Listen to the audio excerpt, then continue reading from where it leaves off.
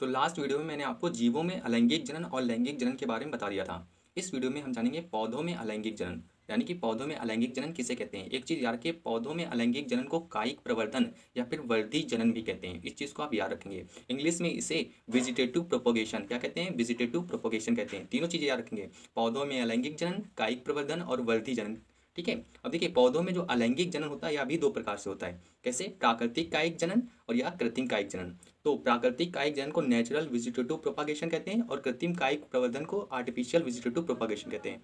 इस चीज़ को आप अच्छे से पहले समझ जाइए कि पौधों में अलैंगिक जनन दो प्रकार से होता है, प्राकृतिक और कृत्रिम।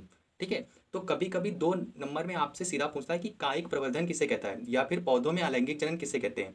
तो इसके लिए एक डिफिनेशन मैंने नीचे लिख रखी है, अच्छे से इसको पढ़ लीजिए कि पौधों में अलैंगिक जनन किसे कहते हैं। सिंपली आपको यह लिखना है। और एक चीज़ याद रखिएगा, मेरी सारी वीडियोस क्रम अनुसार देखिए, एक के बाद एक। बीच से आप कोई भी वीडियो देखेंगे तो आपको थोड़ा सा स्किप करेगा, एक साथ देखेंगे वीडियो तो आपको ज़्यादा समझ में आएगा। आइए देखते हैं कायिक प्रवर्धन यानी कि वेजिटेटिव प्रोपगेशन किसे कहते हैं। अब यही क्वेश्चन दूसरी तरीके से भी पूछ सकता है। कैसे? कहेगा कि वर्धी जनन किसे कहते हैं, तो भी आंसर यही होगा। कहेगा कायिक प्रवर्धन किसे कहते हैं, तो भी आंसर यही। कहेगा वेजिटेटिव प्रोपगेशन, हिंदी में ही लिख देगा, कहेगा वेजिटेटिव प्रोपगेशन किसे कहते हैं, तो भी आंसर यही होगा। आइए जानते हैं कायिक प्रवर्धन किसे कहते हैं। तो नंबर 1 पॉइंट मैंने लिख रखा है कि पौधों के कायिक भागों जैसे जड़, तना, पत्ती इत्यादि से नए पौधे के निर्माण की प्रक्रिया को कायिक प्रवर्धन कहते हैं। यहाँ पर मैंने अंडरलाइन करके रखा है कायिक भागों। तो कायिक भाग कौन से होते हैं, तो याद रखिए, पौधे का वह भाग, पौधे का वह भाग जो एक नए पौधे का निर्माण करने में सक्षम होता है उसे कायिक भाग कहते हैं। फिर से सुनिए, पौधे का वह भाग जो एक नए पौधे को जन्म देने में सक्षम होता है कायिक भाग कहलाता है। जैसे कि शकरकंद, शकरकंद में जो जड़ है, शकरकंद ही क्या होती है, जड़ होती है। तो एक शकरकंद नई शकरकंद को जन्म देने में सक्षम होती है, नए शकरकंद का पौधा बन सकता है एक शकरकंद से।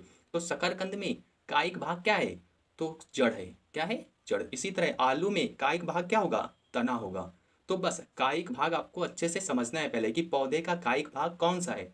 तो पौधे का वह कायिक भाग जो एक नए पौधे का निर्माण करने में सक्षम होता है उसे क्या कहते हैं, कायिक भाग कहते हैं। अच्छे से इसको पहले समझिए, नहीं समझ में आया तो फिर से वीडियो देखिए। अगला पॉइंट देखिए, इस प्रकार के जनन में दो जनक भाग नहीं लेते हैं, अतः यह एक अलैंगिक जनन की विधि है। तो मैंने सबसे पहले ही आपको लिखकर बताया है कि हम पढ़ क्या रहे हैं, हम पढ़ ही रहे हैं पौधों में अलैंगिक जनन। और पौधों में अलैंगिक जनन जब पढ़ रहे हैं तो हमने आपको पिछले वीडियो में बताया कि अलैंगिक जनन में सिर्फ एक जनक की आवश्यकता होती है।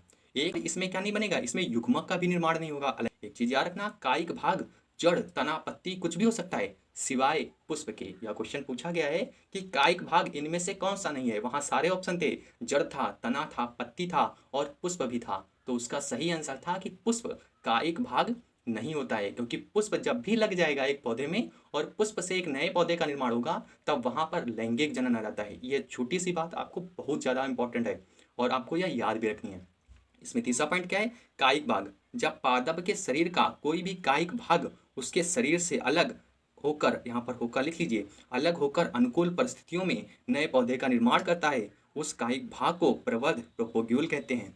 यानी कि मैंने कायिक भाग को ही यहाँ समझाया है, बस थोड़ा सा हट कर। यानी कि कायिक भाग क्या है, तो पौधे का वह भाग जो एक नए पौधे का निर्माण करने में सक्षम होता है उसे क्या कहते हैं, कायिक भाग कहते हैं। और उस भाग को क्या कहते हैं, प्रोपोग्यूल कहते हैं। जैसे कि पूरी शकरकंद एक नए पौधे को नहीं बना सकती है, वहां पर आंख पाई जाती है, बड पाए जाते हैं, उसी बड से एक नए शकरकंद के पौधे का निर्माण होता है और उस भाग को क्या कहते हैं, प्रवर्ध प्रोपोग्यूल कहते हैं। तो इस वीडियो में कायिक प्रवर्धन किसे कहते हैं यह मैंने अच्छे से समझा दिया। अगली वीडियो में आपको प्राकृतिक कायिक जनन के बारे में बताऊंगा।